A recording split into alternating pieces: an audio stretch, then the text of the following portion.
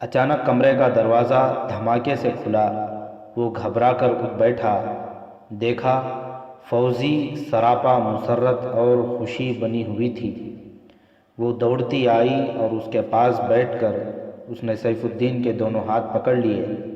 میرا بھائی آ گیا ہے، فوزی نے خوشی سے دیوانہ ہوتے ہوئے کہا۔ اس کے ساتھ اس کا ایک دوست ہے۔ تم نے انہیں بتایا ہے کہ میں یہاں ہوں؟ سیف الدین نے پوچھا۔ ہاں، فوزی نے کہا، میں نے بتا دیا ہے اور وہ اتنے خوش ہیں کہ آپ سے ملنے کی اجازت مانگتے ہیں۔ انہیں لے آؤ۔ داؤد اور حارث سیف الدین کے سامنے گئے۔ فوجی انداز سے سلام کیا اور سیف الدین کے اشارے سے اس کے پاس بیٹھ گئے۔ انہوں نے اپنے کپڑوں اور چہروں پر گرد ڈال لی تھی اور وہ سانسیں اس طرح لے رہے تھے جیسے بہت تھکے ہوئے ہوں۔ سیف الدین نے ان سے پوچھا کہ وہ کون سے دستے میں تھے۔ حارث چونکہ اس کی فوج کا سپاہی تھا اس لیے ان سوالوں کا جواب اسی نے دیا۔ داؤد کو تو کچھ بھی معلوم نہیں تھا۔ تم اتنے دن کہاں رہے؟ سیف الدین نے پوچھا۔ ہمیں بتاتے ہوئے شرم آتی ہے کہ ہماری فوج کس طرح پسپا ہوئی، داؤد نے کہا۔ ہمیں بھی پسپا ہونا تھا، لیکن میں اسے ساتھ لے کر ایک چٹان پر چھپ گیا اور یہ دیکھنے لگا کہ صلاح الدین ایوبی کی فوج تعاقب میں آتی ہے یا کہیں پڑاؤ کرتی ہے۔ میں نے جاسوسی شروع کر دی۔ آپ کو شاید یاد ہوگا کہ آپ نے صلیبی مشیروں سے چھاپا مار جیش تیار کرائے تھے۔ میں بھی اپنے جیش میں تھا۔ میں نے گہری دلچسپی سے تربیت حاصل کی تھی۔ جنگ میں یہ تربیت بہت کام آئی۔ جنگ ختم ہو گئی تو میں نے اس ترتیب سے فائدہ اٹھایا اور سوچا کہ میں اگر بھاگوں تو اپنی فوج کے لیے دشمن کے کچھ راز بھی لیتا چلوں، اور حارث مل گیا۔ اسے میں نے اپنے ساتھ رکھ لیا۔ صلاح الدین ایوبی کی فوج پیش قدمی کرتی رہی اور ہم دیکھتے رہے۔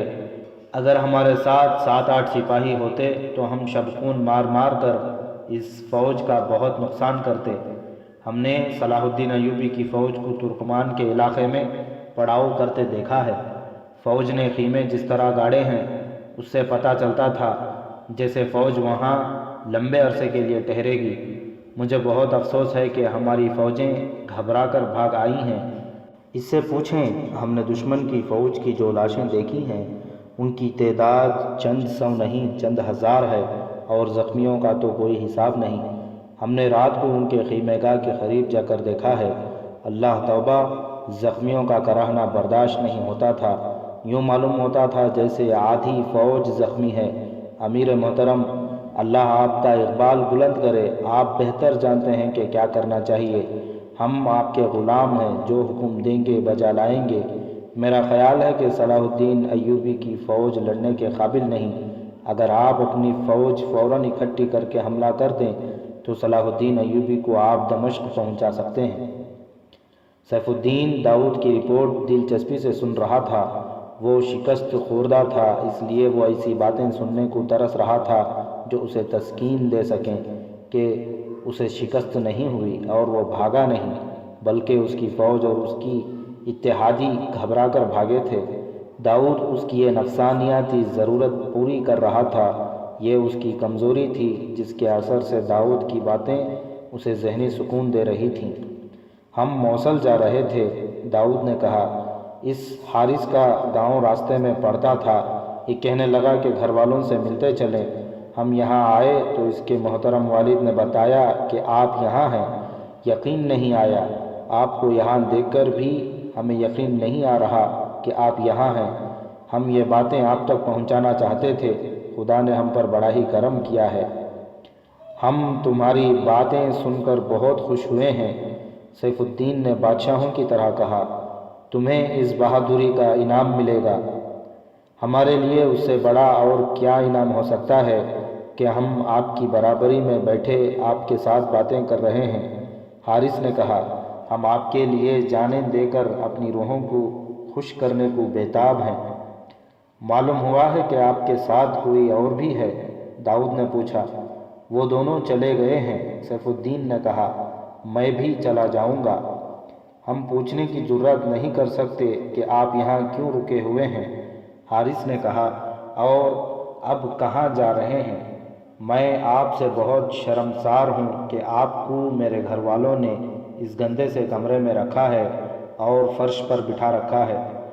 میری خواہش یہی تھی، سیف الدین نے کہا، میں یہی چند دن گزارنا چاہتا تھا، تم کسی کو نہ بتانا کہ میں یہاں ہوں۔ آپ کہاں جا رہے ہیں؟ داؤد نے پوچھا۔ میں وہاں جاؤں گا، سیف الدین نے جواب دیا، وہاں سے موصل چلا جاؤں گا۔ لیکن آپ اکیلے ہیں، داؤد بولا، آپ کے ساتھ کوئی محافظ نہیں؟ اس علاقے میں کوئی خطرہ نہیں، سیف الدین نے کہا، اکیلا چلا جاؤں گا۔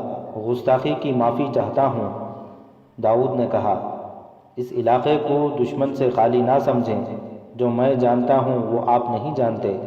صلاح الدین ایوبی کے چھاپہ مار گھوم پھر رہے ہیں، کسی نے آپ کو پہچان لیا تو ہم دونوں ساری عمر پچھتاتے رہیں گے کہ ہم آپ کے ساتھ کیوں نہ چلے گئے۔ اتفاق سے ہم آ گئے ہیں، ہمارے پاس گھوڑے ہیں، ہتھیار ہیں، ہم آپ کے ساتھ چلیں گے۔ ویسے بھی کوئی حکمران محافظوں کے بغیر کہیں جاتا اچھا نہیں لگتا۔ سیف الدین کو محافظوں کی ضرورت تھی، یہ تو پہلے ہی ڈرا ہوا تھا۔ داؤد نے اسے اور ڈرا دیا۔ اس نے انہیں کہا کہ وہ اپنے کپڑے صاف کر لیں اور اگلی رات چلنے کے لیے تیار ہو جائیں۔ وہ اندر چلے گئے اور سیف الدین فوزی کا انتظار کرنے لگا، لیکن فوزی اس کے کمرے میں نہ گئی۔ دن کو داؤد اور حارث اس کے لیے کھانا لے گئے، اس کے پاس بیٹھے رہے اور دن گزر گیا۔ جس وقت یہ تین مسلمان حکمران صلاح الدین ایوبی پر حملہ کرنے کی تیاریوں میں مصروف تھے، وہاں سے کچھ دور صلیبی کمانڈروں اور حکمرانوں کی کانفرنس ہو رہی تھی۔ وہ الملک الصالح، مشتگین اور سیف الدین کی متحدہ افواج کی شکست پر غور کر رہے تھے۔ ان میں تقریباً سب سلطان ایوبی کے مقابلے میں آ کر شکست کھا چکے تھے۔ ان تین مسلمان فوجوں کی شکست دراصل ہماری شکست ہے، ریمانڈ نے کہا۔ جہاں تک میں جانتا ہوں، سلطان صلاح الدین ایوبی کی فوج کی نفری زیادہ نہیں تھی۔ مجھے آپ کی رائے سے اتفاق نہیں، ایک مشہور فرانسیسی بادشاہ رینالٹ نے کہا۔ ہمارا مقصد یہ ہرگز نہیں کہ مسلمان آپس میں ٹکرائیں تو ان میں سے کسی فریق کو فتح یا شکست ہو۔ ہمارا مقصد صرف اتنا ہے کہ مسلمان آپس میں لڑتے رہیں اور ایک فریق ہمارے ہاتھ میں کھیلتا رہے۔ ہمارا بدترین اور خطرناک دشمن صلاح الدین ایوبی ہے۔ ہم چاہتے ہیں کہ اس کے مسلمان بھائی اس کے راستے میں حائل رہیں اور اس کی طاقت ضائع کرتے رہیں۔ اگر اس کے مسلمان حریفوں کی طاقت ضائع ہو رہی ہے تو ہوتی رہے، یہ بھی ہو سکتا ہے کہ صلاح الدین ایوبی کو شکست دے کر اس کے حریف ہمارے خلاف متحد ہو جائیں۔ میں آپ کو مسلمان علاقوں اور حکمرانوں کی پوری کیفیت سناتا ہوں جو ہمارے مشیروں نے بھیجی ہے، ایک کمانڈر نے کہا۔ صلاح الدین ایوبی کی دشمن تینوں فوجوں کی جذباتی حالت یہ ہے کہ سپاہیوں میں لڑنے کا جذبہ خطرناک حد تک کم ہو گیا ہے۔ ان کا جانی نقصان بھی بہت ہوا ہے اور وہ بے شمار اسلحہ اور سامان پھینک آئے ہیں۔ وہ فوری طور پر لڑنے کے قابل نہیں تھے۔ ہم نے انہیں جو مشیر دے رکھے ہیں، انہوں نے مسلمان حکمرانوں کو بڑی مشکل سے صلاح الدین ایوبی پر حملہ کرنے کے لیے تیار کیا ہے۔ صلاح الدین ایوبی حباب الترکمان کی خوبصورت علاقوں میں خیمہ زن ہے، وہ فوری طور پر پیش قدمی نہیں کر رہا۔ ہمارے مشیر پوری کوشش کر رہے ہیں کہ حلب، حرن اور موصل کی فوجیں خواہ وہ کسی بھی حالت میں ہوں حملہ کر دیں۔ ہمیں امید ہے کہ وہ صلاح الدین ایوبی کو بے خبری میں جا لیں گے۔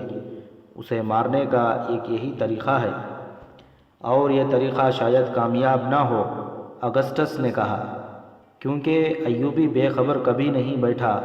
اس کا جاسوسی کا نظام ہر لمحہ بیدار اور سرگرم رہتا ہے۔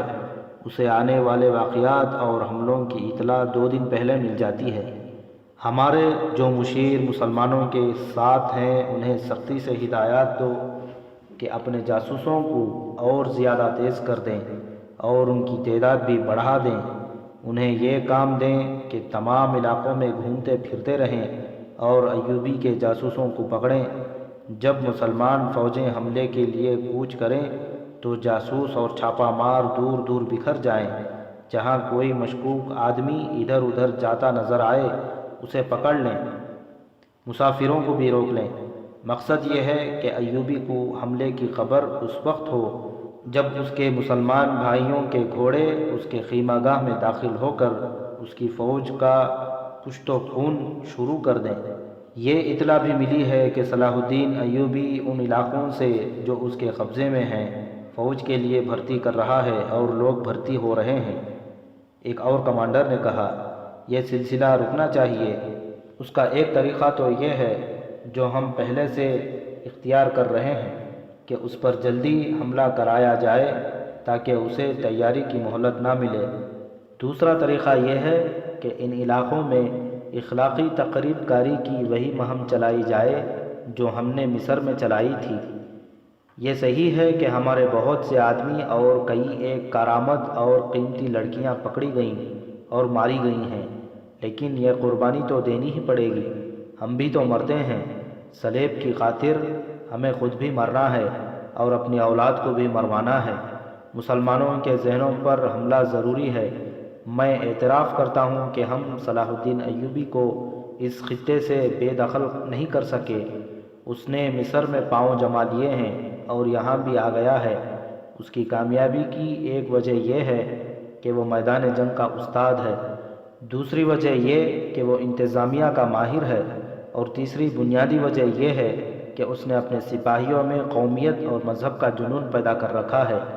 ہمارے خلاف لڑنے کو وہ مذہبی عقیدہ سمجھتے ہیں۔ اسی کا نتیجہ یہ ہے کہ اس کے چھاپا مار بھیڑیوں کی طرح ہمارے فوج پر شبخون مارتے ہیں۔ اس جنون اور اس عقیدے کو تباہ کرنا ضروری ہے۔ ہم نے ہمیشہ انسان کی اس کمزوری سے فائدہ اٹھایا ہے جسے فرار اور لذت پرستی کہتے ہیں۔ شاہ اگسٹس نے کہا، جن مسلمانوں کے پاس دولت ہے وہ حکمران بننا چاہتے ہیں۔ ہم نے ان کی اسی کمزوری کو استعمال کیا ہے۔ ہمیں کوئی نیا طریقہ ایجاد کرنے کی ضرورت نہیں، البتہ ایک اور مہم شروع کرنی ہوگی۔ یہ ہے ایوبی کے خلاف نفرت کی مہم۔ اس کے خلاف انتہائی گھٹیا باتیں مشہور کرو، لیکن یہ کام تم نہیں کرو گے بلکہ مسلمانوں کی زبانیں استعمال کی جائیں گی۔ اپنے مخالفین اور دشمنوں کو بدنام کرنے کے لیے اپنے کردار اور اخلاق کی پرواہ نہیں کرنی چاہیے، اپنے مفاد کو سامنے رکھنا چاہیے۔ تمہارا دشمن حیثیت، رتبے اور شہرت کے لحاظ سے جس قدر بلند ہو اسے اتنے ہی گھٹیا اور پست الزام عائد کرو، 100 میں سے 5 آدمی تو تمہاری بات مان جائیں گے۔ اس دوران اپنی جنگی تیاریاں جاری رکھو۔ ایک کمانڈر نے کہا، ہمیں بہت وقت مل گیا ہے۔ آپ نے بہت کامیابی سے مسلمانوں میں حکومت پرستی کا مرض پیدا کر کے انہیں آپس میں ٹکرایا ہے۔ اگر ہم مسلمانوں میں اپنے دوست پیدا نہ کرتے تو آج صلاح الدین ایوبی فلسطین میں ہوتا۔ ہم نے اسی کی قوم اس کے راستے میں کھڑی کر دی ہے۔ میں حیران ہوں، ریمانڈ نے کہا، کہ یہی مسلمان سپاہی ایوبی کی فوج میں ہیں۔ وہ ہمارے 10 سپاہیوں پر بھاری ہوتے ہیں، مگر یہی مسلمان سپاہی ایوبی کے حریفوں کی فوج میں تھے اور ایسی بری شکست کھا گئے کہ بکھرے ہوئے بھاگے۔ یہ عقیدے اور نظریے کا کرشمہ ہے جسے مسلمان ایمان کہتے ہیں۔ رینالڈ نے کہا، جو سپاہی یا سالار اپنا ایمان نیلام کر دیتا ہے اس میں لڑنے کا جذبہ نہیں رہتا، اسے زندگی اور اجرت عزیز ہوتی ہے۔ اسی لیے ہم نے کردار کشی کو ضروری سمجھا ہے۔ ان لوگوں میں جنسیت اور نشے کی عادت پیدا کرو، پھر تمہیں سپاہی اور گھوڑے مروانے کی ضرورت نہیں پڑے گی۔ اس کانفرنس میں فیصلہ کیا گیا کہ حلب میں تینوں مسلمان فوجوں کو یکجا کر کے ایک کمان میں رکھا جائے، انہیں واجبی سی مدد دی جائے، انہیں ایک محاذ پر رکھا جائے، لیکن ان تینوں میں تفرقہ بھی پیدا کیا جائے۔ رات کا پہلا پہر گزر چکا تھا۔ حارث کے گاؤں پر نیند کا غلبہ تھا۔ اس کے گھر سے 3 گھوڑے نکلے، ایک پر سیف الدین سوار تھا، دوسرے پر حارث اور تیسرے پر داؤد۔ ان دونوں کے ہاتھوں میں برچھیاں تھیں جو انہوں نے فوجی انداز سے عمودی پکڑ رکھی تھیں۔ انہیں الوداع کہنے کے لیے حارث کا باپ، بہن اور بیوی دروازے کے باہر کھڑی تھیں۔ حارث کے ہاتھ میں مشعل تھی۔ سیف الدین فوزی پر نظریں جمائے ہوئے تھا اور فوزی داؤد کو ٹکٹکے باندھے دیکھ رہی تھی۔ اس نے سیف الدین کی اور اپنے بھائی کی بھی موجودگی کو نظر انداز کر دیا تھا۔ خدا حافظ کی آوازیں سنائی دیں اور تینوں سوار چل پڑے۔ گھوڑے تاریکی میں روپوش ہو گئے۔ فوزی ان کے ٹاپ سنتی رہی۔ جوں جوں ٹاپو دھیمے ہوتے گئے، فوزی کے کانوں میں داؤد کی آواز بلند ہوتی گئی۔ راہ حق کے مسافروں کی شادیاں آسمانوں میں ہوا کرتی ہیں، ان کی باراتیں کہکشاں کے رستے جایا کرتی ہیں۔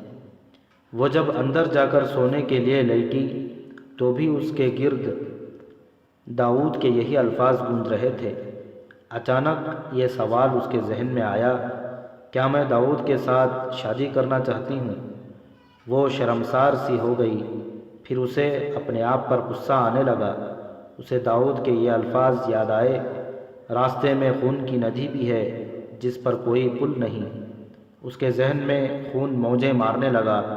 شادی ایک بیکار سا خیال بن کر ذہن سے نکل گیا۔ سیف الدین اور اس کے محافظوں نے رات سفر میں گزار دی۔ صبح طلوع ہوئی تو سیف الدین آگے آگے جا رہا تھا۔ داؤد اور حارث اتنا پیچھے تھے کہ ان کی باتیں سیف الدین کے کانوں تک نہیں پہنچ سکتی تھیں۔ گھوڑوں کی قدموں کی بھی آوازیں تھیں۔ معلوم نہیں تم مجھے کیوں روک رہے ہو؟ حارث نے جھنجھلا کر داؤد سے پوچھا۔ یہاں ہم اسے قتل کر کے لاش کہیں دبا دیں تو کسی کو ہم پر قتل کا شک نہیں ہو سکتا۔ اسے زندہ رکھ کر ہم اس کی پوری فوج کو قتل کرا سکیں گے۔ داؤد نے کہا، یہ مر گیا تو اس کی فوج کی کمان کوئی اور لے لے گا۔ مجھے راز معلوم کرنا ہے، تم اپنے آپ کو قابو میں رکھو۔ دوپہر سے کچھ پہلے انہیں حلب کے مینار نظر آنے لگے۔ اس سے الگ ہٹ کر المبارک کا سبزہ زار تھا جہاں قدرتی چشمے تھے۔ اس جگہ کے قریب پہنچے تو سیف الدین کا وہ کمانڈر جو الملک الصالح کے لیے اس کی ملاقات کا پیغام لایا تھا دوڑتا آیا۔ اس نے بتایا کہ الملک الصالح انتظار کر رہا ہے۔ المبارک کے سبزہ زار میں داخل ہوئے تو الملک الصالح کے 2 سالار استقبال کے لیے کھڑے تھے۔ اس نے اس خواہش کا اظہار کیا کہ اس کے لیے چشمے کے کنارے خیمہ نصب کیا جائے۔ وہ اسی جگہ قیام کرنا چاہتا تھا۔ تاریخ میں اس سوال کا جواب نہیں ملتا کہ اس نے شہر میں الملک الصالح کے محل میں جانا کیوں پسند نہیں کیا تھا۔ اس نے داؤد اور حارث کو اپنے ساتھ رکھا۔ اس کے لیے نہایت خوشنما اور کشادہ خیمہ نصب کر دیا گیا۔ ملازم بھی آ گئے اور خیمے نے وہاں محل کا منظر بنا دیا۔ الملک الصالح نے اسے قلعے میں رات کے کھانے پر مدعو کیا اور وہیں ملاقات طے ہوئی۔ شام کو سیف الدین اور الملک الصالح کی ملاقات ہوئی۔ قاضی بہاؤالدین شداد نے اپنی یادداشتوں سلطان یوسف پر کیا افتاد پڑھی۔ سلطان ایوبی کا پورا نام یوسف صلاح الدین ایوبی تھا۔ میں اس ملاقات کو ان الفاظ میں بیان کیا ہے۔ آخرکار یہ طے پایا کہ الملک الصالح اور سیف الدین والی موصل کی ملاقات ہوگی۔ ملاقات قلعے میں ہوئی جہاں الملک الصالح نے سیف الدین کا استقبال کیا۔ سیف الدین نے کمسن شہزادے الملک الصالح کو گلے سے لگا لیا اور رو پڑا۔ ملاقات کے بعد سیف الدین اپنے خیمے میں چلا گیا۔ وہ چشمہ المبارک کے پاس تھا، وہاں اس نے بہت دن قیام کیا۔ 2 وقائع نگاروں نے جو کوائف قلم بند کیے تھے وہ اس طرح ہیں کہ سیف الدین نے الملک الصالح سے کہا کہ اس نے اس کے پیغام کا جواب نہیں دیا۔ الملک الصالح حیران ہوا۔ اس نے بتایا کہ اس نے دوسرے ہی دن تحریری جواب بھیج دیا تھا جس میں اس نے لکھا تھا کہ آپ فکر نہ کریں، صلح کا معاہدہ محض دھوکہ ہے جو وقت حاصل کرنے کے لیے سلطان ایوبی کو دیا گیا ہے۔ مجھے آپ کا کوئی پیغام نہیں ملا، سیف الدین نے کہا۔ میں تو اس پر پریشان تھا کہ آپ نے صلاح الدین ایوبی کے ساتھ صلح کا معاہدہ کر کے غلطی کی ہے اور ہمیں دھوکہ دیا ہے۔ الملک الصالح کے ساتھ اس کے 2 سالار بھی تھے۔ انہوں نے اسی وقت اس آدمی کو بلایا جسے پیغام دیا گیا تھا۔ اس نے بتایا کہ قاصد کون تھا۔ قاصد کو بلانے گئے تو معلوم ہوا کہ جس روز وہ پیغام لے کر گیا تھا اس روز کے بعد کسی کو نظر نہیں آیا۔ اس اطلاع پر بھاگ دوڑ شروع ہو گئی۔ قاصد کا کچھ پتہ نہ چلا۔ کسی کو یہ بھی معلوم نہ تھا کہ وہ کہاں کا رہنے والا ہے۔ وہ کہیں اکیلا رہتا تھا، وہاں اس کا سامان پڑا تھا، وہ خود نہیں تھا۔ یہ کسی کے وہم و گمان میں بھی نہیں تھا کہ اتنا اہم پیغام صلاح الدین ایوبی تک پہنچا دیا گیا ہے۔ یہ معاملہ الملک الصالح کے صلیبی مشیروں تک پہنچا تو انہوں نے یہ فیصلہ دیا، قاصد صلاح الدین ایوبی کا جاسوس تھا یا سیف الدین کی طرف جاتے ہوئے قاصد ایوبی کے جاسوسوں یا چھاپہ ماروں کے ہتھے چڑھ گیا، انہوں نے اسے قتل کر دیا ہوگا۔ اس کا نتیجہ یہ ہوگا کہ صلاح الدین ایوبی نے جنگی تیاریاں تیز کر دی ہوں گی۔ یہ بھی ہو سکتا ہے کہ وہ حملے میں پہل کر دے۔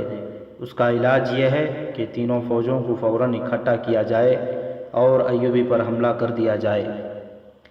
صلیبی یہی چاہتے تھے کہ مسلمانوں کے درمیان جنگ جاری رہے۔ ایک ہی دن میں موصل اور حرن پیغام بھیج دیے گئے کہ افواج جس حالت میں ہیں حلب پہنچیں۔ حرن کے امیر گمشتگین نے کچھ پس و پیش کی، لیکن سب کے درمیان بیٹھ کر وہ کھلی مخالفت نہ کر سکا۔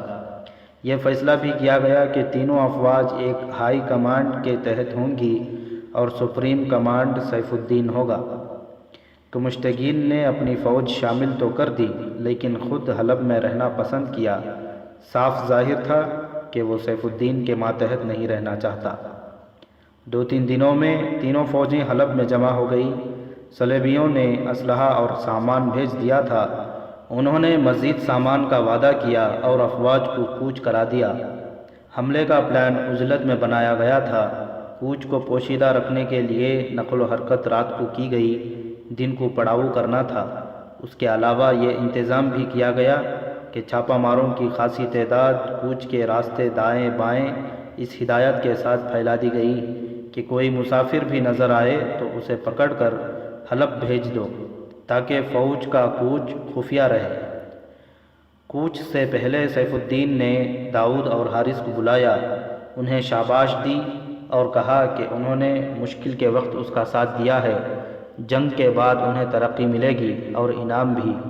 اس نے حارث سے کہا، تمہاری بہن کا میرے سر پر ایک فرض ہے، میں اس کے سامنے اس وقت جاؤں گا جب میں یہ فرض ادا کرنے کے قابل ہوں گا۔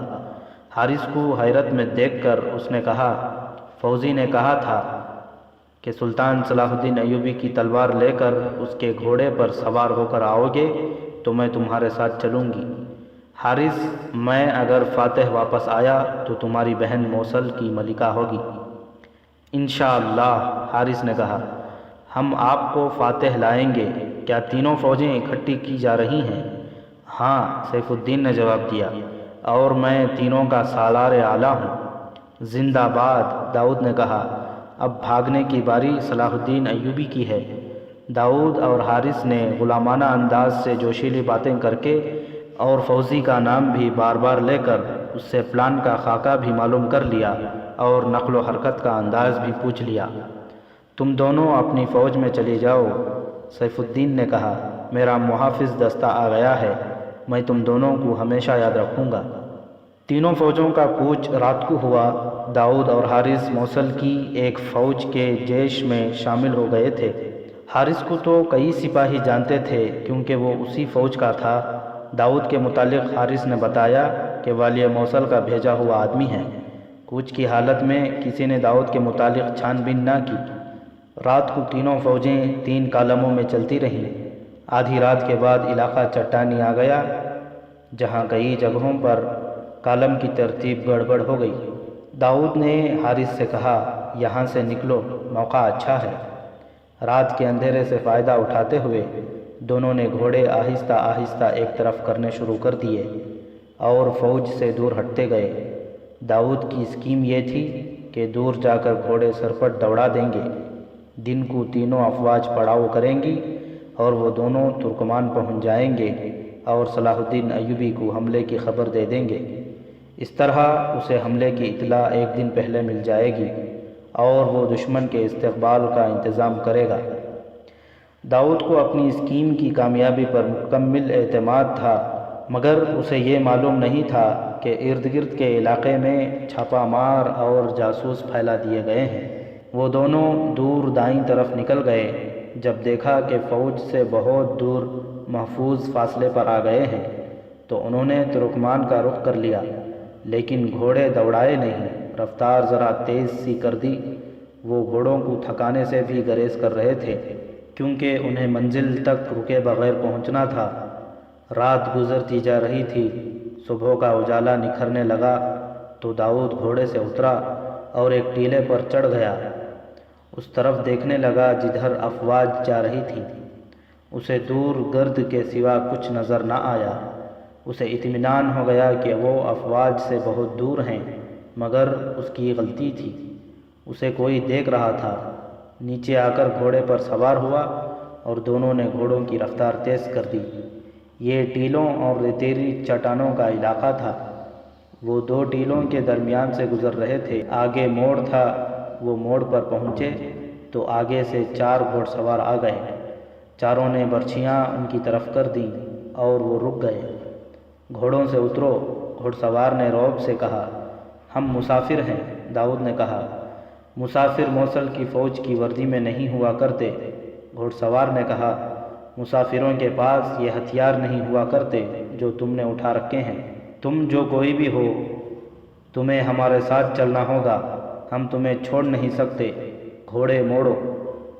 یہ حلب کے چھاپہ مار تھے جو مشکوک آدمیوں کو پکڑ کر حلب لے جانے کو تمام علاقے میں پھیلا دیے گئے تھے۔ چاروں سواروں نے ان دونوں کو گھیرے میں لے لیا۔ داؤد نے حارث سے آہستہ سے کہا، وقت آ گیا ہے بھائی۔ حارث نے اپنے گھوڑے کی لگام کو جھٹکا دیا۔ گھوڑے نے اگلی دونوں ٹانگیں اٹھا دیں۔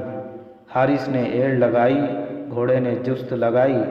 حارث نے سامنے والے گھڑ سوار کے سینے میں برچھی اتار دی، لیکن اس کے بائیں جو سوار تھا اس کی برچھی حارث کے کندھے پر اتر گئی۔ داؤد تجربہ کار چھاپہ مار تھا، اس نے گھوڑوں کو ایڑ لگا دی، وہیں سے گھمایا اور ایک اور سوار کو بے خبری میں لے لیا۔ وہ 4 تھے اور یہ 2۔ یہ جگہ گھوڑوں کی لڑائی کے لیے موزوں نہیں تھی۔ دونوں طرف ٹیلے تھے۔ تھوڑی دیر گھوڑے کودتے پھلانتے رہے، برچھیاں ٹکراتی رہیں۔ حارث گھوڑے سے گر پڑا۔ داؤد کو بھی زخم آئے تھے، جن میں 2-3 گہرے تھے، لیکن اس نے ہوش ٹھکانے رکھے۔ آخر چاروں سوار مارے گئے یا شدید زخمی ہو کر گر پڑے۔ داؤد بھی شدید زخمی تھا۔ اس نے دیکھا کہ معرکہ ختم ہو گیا ہے تو اس نے حارث کے گاؤں کا رخ کر لیا۔ حارث کو دیکھنے کی ضرورت محسوس نہیں کی۔ اسے یقین تھا کہ وہ مر گیا ہے، اور اسے یہ بھی یقین تھا کہ وہ خود بھی مر جائے گا، لیکن وہ سلطان ایوبی کو حملے سے قبل از وقت خبردار کرنے کے لیے زندہ رہنے کی کوشش کر رہا تھا۔ اس کا خون اتنا زیادہ بہہ گیا تھا کہ اس کی زین اور گھوڑے کی پیٹھ بھی لال ہو گئی تھی۔ اس نے اندازہ کر لیا تھا کہ ترکمان دور ہے اور حارث کا گاؤں قدرے کم دور۔ اس کی نظر حارث کے باپ پر تھی۔ اسے امید تھی کہ وہ زندہ پہنچ گیا تو بوڑھے سے کہے گا کہ اپنے شہید بیٹے کی روح کی تسکین کے لیے ترکمان پہنچو اور سلطان ایوبی کو خبردار کر دو۔ اس نے گھوڑے کو ایڑ لگا دی۔ گھوڑا جتنا زیادہ ہلتا تھا، داؤد کے جسم سے خون اتنا ہی زیادہ نکلتا تھا۔ پیاس سے اس کے حلق میں کانٹے چبھ رہے تھے۔ اس کی آنکھوں کے آگے اندھیرا چھانے لگا۔ وہ سر کو جھٹک جھٹک کر راستہ دیکھنے کی کوشش کرتا تھا۔ اس نے آیت کریمہ کا ورد شروع کر دیا اور تھوڑے تھوڑے وقفے کے بعد آسمان کی طرف منہ کر کے بلند آواز سے کہتا، زمین و آسمان کے مالک، تجھے اپنے رسول کا واسطہ مجھے تھوڑی سی زندگی عطا کر دے۔ اس کے نیچے گھوڑا بڑی اچھی چال دوڑتا جا رہا تھا، مگر داؤد کے زخم کھلتے جا رہے تھے اور وہ محسوس کر رہا تھا جیسے اس کے جوڑ بھی الگ ہو رہے ہیں۔ ایک بار تو اس کا سر ایسا ڈولا کہ وہ گھوڑے سے گرتے گرتے بچا۔ وہ چونک کر سنبھل گیا۔ وہ ایک بار پھر گھوڑے سے گرنے لگا۔ اس نے سنبھلنے کی کوشش کی مگر سنبھل نہ سکا۔ اسے اپنے پاؤں کے نیچے زمین محسوس ہوئی۔ اس کی آنکھوں کے آگے اندھیرا تھا۔ وہ ذرا سا اپنے آپ میں آیا تو اسے پتہ چلا کہ یہ رات کا اندھیرا ہے اور اسے کسی نے تھام رکھا ہے۔ اسے وہ دشمن سمجھ کر آزاد ہونے کی کوشش کرنے لگا تو اس کے کانوں میں ایک نسوانی آواز پڑی، داؤد تم گھر میں ہو، گھبراؤ نہیں۔ اس نے آواز پہچان لی، یہ فوزی کی آواز تھی۔ وہ غشی کی حالت میں منزل پر پہنچ گیا تھا۔ آیت کریمہ نے اسے روح کی روشنی عطا کی تھی۔ بابا کہاں ہیں؟ اس نے اندر جا کر پوچھا۔ وہ باہر چلے گئے ہیں، فوزی نے کہا، وہ کل یا پرسوں آئیں گے۔ فوزی اور اس کی بھابھی اس کے زخم دھونے لگے تو اس نے پانی مانگا۔ پانی پی کر اس نے کہا، فوزی تم نے کہا تھا کہ مردوں کے کام عورتیں بھی کر لیا کرتی ہیں۔ وہ رک رک کر بڑی مشکل سے بول رہا تھا، میرے زخم نہ دھو، بیکار ہے، میرے اندر خون نہیں رہا۔ میں ٹھیک ہوتا تو برداشت نہ کرتا کہ تمہیں اس گھر سے باہر جانے دیتا، مگر یہاں مسئلہ میری اور تیری ذات کا نہیں، یہ ایک امانت کا مسئلہ ہے۔ یہ ہمارے رسول پاک صلی اللہ علیہ وسلم کے ناموس کا مسئلہ ہے۔ اس نے فوزی کو ترکمان کا راستہ سمجھایا اور اسے پیغام دیا کہ حلب، ہرن اور موصل کی فوجیں کس طرح مشترکہ کمان میں حملے کے لیے آ رہی ہیں، کدھر سے آ رہی ہیں اور ان کا پلان کیا ہے۔ اس نے فوزی کو بتایا کہ اس کا بھائی اس فرض کی ادائیگی میں شہید ہو گیا ہے۔ فوزی تیار ہو گئی اور اس کے ساتھ حارث کی بیوی بھی تیار ہو گئی۔ ایک گھوڑا گھر میں تھا، دوسرا داؤد کا تھا۔ فوزی اور اس کی بھابھی داؤد کو اس حالت میں چھوڑ کر جانے سے گھبرا رہی تھی۔ فوزی، داؤد نے نحیف آواز میں کہا، میرے قریب آؤ۔ وہ اس کے قریب آئی تو اس نے لڑکی کا ہاتھ تھام کر اور مسکرا کر کہا، راہ حق کے مسافروں کی شادیاں آسمانوں میں ہوا کرتی ہیں، ان کی باراتیں کہکشاں کے راستے جایا کرتی ہیں۔ ہماری شادی کی خوشی میں آسمان پر ستاروں کی چراغاں ہوں گی۔ اور اس کا سر ایک طرف لڑک گیا۔ فوزی نے اسے بلایا مگر اس کی بارات کہکشاں کے راستے چل پڑی تھی۔ فوزی کو داؤد سب کچھ بتا کر شہید ہوا تھا۔ فوزی اور اس کی بھابھی نے گھر اللہ کے حوالے کیا، گھوڑے پر زین ڈالی اور اس پر فوزی کی بھابھی سوار ہو گئی۔ فوزی نے داؤد کے گھوڑے کو پانی پلایا اور سوار ہو گئی۔ زین پر خون کی تہ جمی ہوئی تھی۔ دونوں گھوڑے گاؤں سے نکل گئے۔ دونوں لڑکیاں اللہ کے بھروسے پر جا رہی تھیں۔ اس راستے سے وہ واقف نہیں تھیں۔ داؤد نے فوزی کو ایک ستارہ سمجھا دیا تھا، وہ اس ستارے کی رہنمائی میں چلتی گئی۔ ادھر تینوں افواج دن بھر قیام کر کے رات کو چل پڑی تھیں۔ ترکمان زیادہ دور نہیں تھا۔ سلطان ایوبی ترکمان میں آنے والے طوفان سے بے خبر تھا۔ اس نے دیکھ بھال کا انتظام کر رکھا تھا، مگر اس کے دشمن نے بھی اب کے اچھے انتظامات کیے تھے۔ اس نے اپنے چھاپہ ماروں کو بتا دیا تھا کہ ترکمان کے قریب انہیں سلطان ایوبی کے ایسے آدمی ملیں گے جو دیہاتی لباس میں یا خانہ بدوشوں کے بھیس میں ہوں گے اور وہ دیکھ بھال کر رہے ہوں گے۔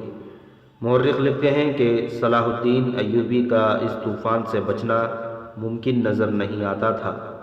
اس کا بے خبری میں دبوچے جانا یقینی تھا۔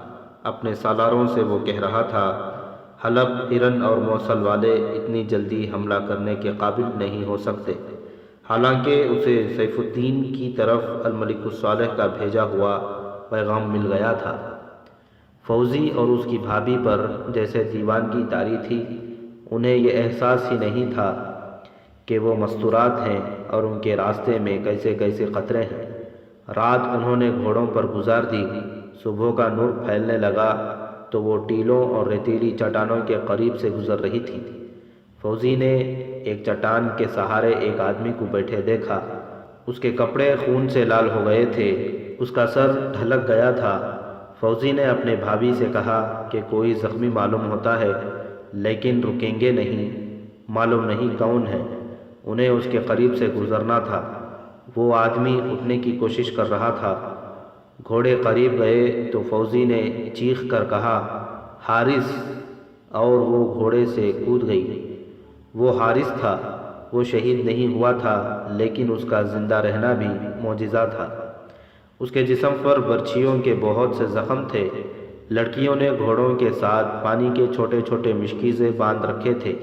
انہوں نے حارث کو پانی پلایا۔ اسے ذرا سا ہوش آیا تو اس نے پوچھا، میں گھر میں ہوں، داؤد کہاں ہے؟ فوزی نے اسے ساری بات بتا دی اور بتایا کہ وہ اس وقت کہاں ہے اور کدھر جا رہی ہیں۔ حارث نے کہا، مجھے گھوڑے پر ڈال دو اور ترکمان کی طرف گھوڑے دوڑا دو۔ دونوں لڑکیوں نے اسے گھوڑے پر بٹھا دیا۔ فوزی اس کے پیچھے بیٹھ گئی۔ حارث روح کی قوت سے زندہ تھا، ورنہ اس کے جسم میں خون کا ایک قطرہ نہیں بچا تھا۔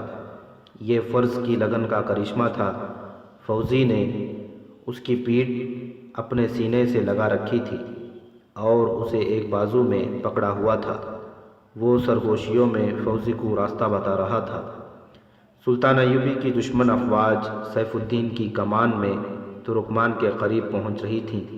ادھر فوزی، حارث اور حارث کی بیوی ایک محفوظ سمت سے ترکمان کی طرف جا رہی تھی۔ افق سے آسمان گہرا بادامی ہوتا جا رہا تھا اور یہ رنگ اوپر ہی اوپر اٹھتا جا رہا تھا۔ فوزی کی بھابھی نے افق کی طرف دیکھا تو اس نے گھبرا کر کہا اور چلا کر کہا، فوزی ادھر دیکھو۔ حارث نے سرگوشی کی، کیا ہے فوزی؟ آندھی، فوزی نے کہا، اور اس کے دل پر گھبراہٹ طاری ہو گئی۔ اس خطے کے لوگ ان آندھیوں سے واقف تھے۔ یہ علاقہ بے شک چٹانی تھا، لیکن کچھ حصے ریتیلے تھے اور ارد گرد ریگزار تھا۔ آندھی جب آتی تھی تو چٹانوں کو ریت میں دفن کرتی تھی۔ انسانوں اور جانوروں کے لیے یہ قیامت ہوتی تھی، لیکن یہ جو آندھی آ رہی تھی وہ اس حصے کی چند ایک بھیانک آندھیوں میں سے ایک تھی، اور اس آندھی نے تاریخی حیثیت حاصل کر لی۔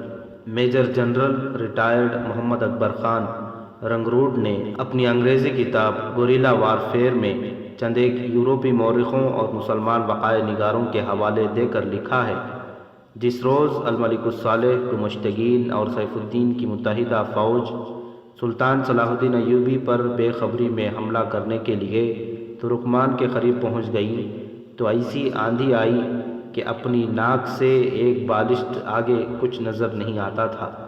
سلطان ایوبی کو معلوم نہیں تھا کہ اس آندھی میں اس پر ایک اور طوفان آ رہا ہے۔ تاریخ میں یہ بھی لکھا ہے کہ متحدہ افواج نے سلطان ایوبی پر حملہ کرنے میں تاریخ کر دی، جو سالار اعلیٰ کی لغزش تھی، لیکن راہ حق کے مسافروں کی مدد خدا کیا کرتا ہے۔ کہا جا سکتا ہے کہ خدا ذوالجلال نے دو مسلمان لڑکیوں کے جذبہ حریت کی لاج رکھ لی تھی۔ ایک بہن اپنے زخمی بھائی کو سینے سے لگائے مجاہدین اسلام کو کفر کی یلغار سے خبردار کرنے کو دوڑی جا رہی تھی۔ اسے کوئی غم نہ تھا کہ اس کا بھائی مر رہا ہے۔ آندھی اتنی تیزی سے آئی کہ کسی کو سنبھلنے کا موقع نہ ملا۔ متحدہ افواج چٹانوں کی اوٹ میں بکھر کر پناہ گزین ہوئی۔ گھوڑے اور اونٹ بے لگام ہو گئے۔ کمانڈروں کو اطمینان تھا کہ آندھی گزر جائے گی اور فوجوں کو منظم کر لیا جائے گا، مگر آندھی کا زور بڑھتا جا رہا تھا۔ سلطان ایوبی کی خیمہ گاہ کی بھی یہی بری حالت تھی۔ خیمے اڑ رہے تھے، بندھے ہوئے گھوڑوں اور اونٹوں نے قیامت بپا کر رکھی تھی۔ ریت کی بوچھاڑوں کے ساتھ کنکریاں اور ریزے جسموں میں داخل ہوتے محسوس ہوتے تھے۔ چیخیں ایسے جیسے بدروہیں اور چڑیلیں چیخ رہی ہوں۔ سورج ابھی غروب نہیں ہوا تھا، مگر پتہ چلتا تھا کہ سورج کو بھی آندھی اڑا لے گئی ہے۔ کمانڈر چلاتے پھر رہے تھے۔ سپاہی اڑتے خیموں کو سنبھالتے، گرتے اور اٹھتے تھے۔ 3-4 سپاہی ایک چٹان کی اوٹ میں دب کے بیٹھے تھے۔ ایک گھوڑا جو آہستہ آہستہ چل رہا تھا ان پر چڑھ گیا۔ سپاہیوں نے ادھر ادھر گرتے چلا چلا کر کہا، گھوڑا روکو بدبخت، کہیں اوٹ میں ہو جاؤ۔ گھوڑا رکا تو ایک سپاہی نے اپنے ساتھیوں سے کہا، کچھ اور نہ کہنا عورت ہے۔ ایک اور نے کہا یہ 2 عورتیں ہیں۔ وہ فوزی اور اس کی بھابھی تھیں۔ سپاہیوں نے یہ سمجھ کر کہ آندھی میں راستہ بھول کر ادھر آ نکلی ہیں، ان کے گھوڑوں کی باگیں پکڑ لیں اور انہیں چٹان کی اوٹ میں کرنے لگے۔ ہمیں سلطان تک پہنچاؤ، فوزی نے آندھیوں کی چیخوں میں چلا کر کہا۔ سلطان صلاح الدین ایوبی کہاں ہیں؟ ہم بہت ضروری پیغام لے کر آئی ہیں، ورنہ سب مارے جاؤ گے۔ سپاہیوں نے گھوڑے پر ایک لہو لہان زخمی کو بھی دیکھ لیا تھا۔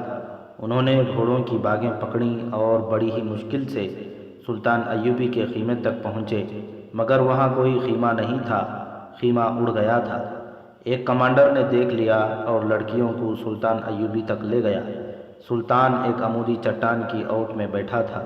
اس کی حفاظت کے لیے قناتین تان دی گئی تھیں۔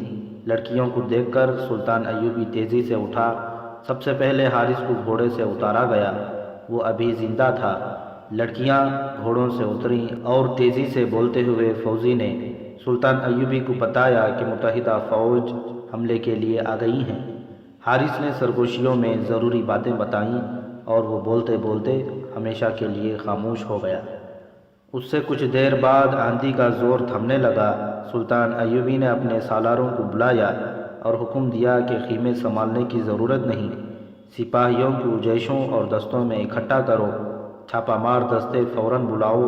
اس نے سالاروں کو بتایا کہ کیا ہونے والا ہے اور رات کے اندر اندر کیا کیا نقل و حرکت کرنی ہے۔ آندھی کا زور کچھ اور کم ہو گیا، لیکن رات کا اندھیرا پھیل گیا۔ سیف الدین کی متحدہ افواج اپنے آپ کو سنبھالنے میں مصروف ہو گئیں۔ بہت سے سپاہی سو گئے۔ رات کا حملہ اس بد نظمی کی وجہ سے ملتوی کر دیا گیا۔ جانور بھی ادھر ادھر بھاگ دوڑ رہے تھے۔ آدھی رات کے بعد افواج پر نیند کا غلبہ طاری ہو گیا۔ سلطان ایوبی کا کیمپ جاگ رہا تھا اور وہاں بے پناہ سرگرمی تھی۔ سیف الدین کو معلوم ہی نہ ہو سکا کہ اس کے دائیں اور بائیں سے 2-3 میل دور اس فوج کا حصہ گزرتا جا رہا ہے جسے وہ بے خبری میں تباہ کرنے آیا تھا۔ صبح طلوع ہوئی۔ متحدہ افواج پوری طرح بکھری ہوئی تھی، رسد اڑ گئی تھی۔ بعض گھوڑوں نے منہ زور ہو کر سپاہیوں کو کچل ڈالا تھا۔ افواج کو عجلت سے منظم کیا گیا۔ آدھے سے زیادہ دن اسی میں گزر گیا۔ سیف الدین نے تینوں افواج کے سالاروں کو حکم دیا کہ چونکہ سلطان ایوبی بے خبر ہے، اس لیے سامنے سے کھلا حملہ کر دیا جائے۔ دن کے پچھلے پہر حملہ کیا گیا۔ دائیں بائیں چٹانیں اور سرسبز ٹیلے تھے، ان سے حملہ آوروں پر تیروں کا مین برسنے لگا۔